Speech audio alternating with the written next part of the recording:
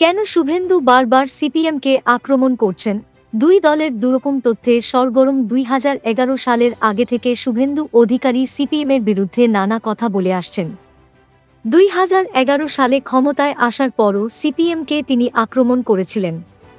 এই দুই সময়ে সিপিএমকে আক্রমণ করা বা গালিগালাজ করার দুরকম কারণ ছিল। 1. সিপিএমকে হারিয়ে রাজ্যের ক্ষমতায় আসা। 2. বিরোধী সিপিএমকে কোণঠাসা করা। এই কাজ শুভেন্দু অধিকারী চালিয়েছিলেন 2019 সাল পর্যন্ত। তারপর সিপিএম রাজনীতির ফ্রেমের বাইরে চলে যাওয়ায় উঠে আসে বিজেপি। শুরুতে বিজেপিরও কড়া সমালোচনা করেছিলেন তিনি, পরে সেই বিজেপিতেই যোগ দেন। এখন বিরোধী দলনেতার পদে থেকেও সিপিএমকে আক্রমণ করছেন তিনি। এখন সিপিএমকে গালিগালাজ করার কারণ কি? এই প্রশ্ন এখন রাজ্য রাজনীতিতে ঘুরপাক খাচ্ছে। মুর্শিদাবাদের হিংসায় মারা যান হরগোবিন্দ দাস এবং চন্দন দাস। তাঁদেরকে কর্মী বলে দাবি করেছিল সিপিএম।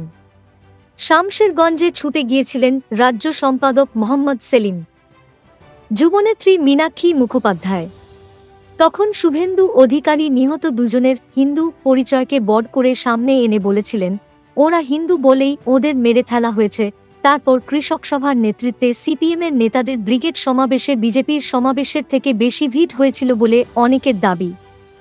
তখন এই ব্রিগেড সমাবেশকে কেন্দ্র করে বিরোধী দলনেতার বক্তব্য ছিল, মাঠ ফাঁকাই ছিল।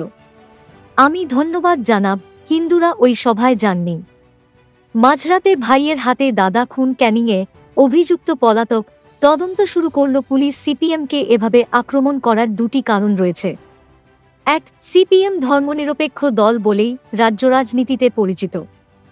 সেটা ভাঙতে পারলেই আখেরে ভোটবাক্স ফিত হবে।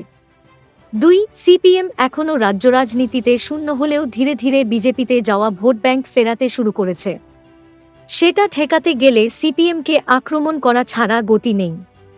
সম্প্রতি পহেলগাঁওয়ে 26 জনের প্রাণ কেড়ে নিয়েছিল পাক মদতপুষ্ট জঙ্গিরা। তার জবাবে অপারেশন সিঁদুর অভিযান চালায় ভারতীয় সেনাবাহিনী। তখন সিপিএম সেনাবাহিনীর পাশে থাকলেও কেন্দ্রীয় সরকারের নানা ইস্যুতে সরব হয়। তারপরই সিপিএমের দৈনিক মুখপত্রকে খোঁচা দিয়ে বলেছেন, ওই কাগজ কেউ পড়ে না, ঝালমুড়ির ঠোঙা হিসাবেও ব্যবহার করা হয় না, পোষ্যের বিষ্ঠা পরিষ্কার করতে কাজে লাগে।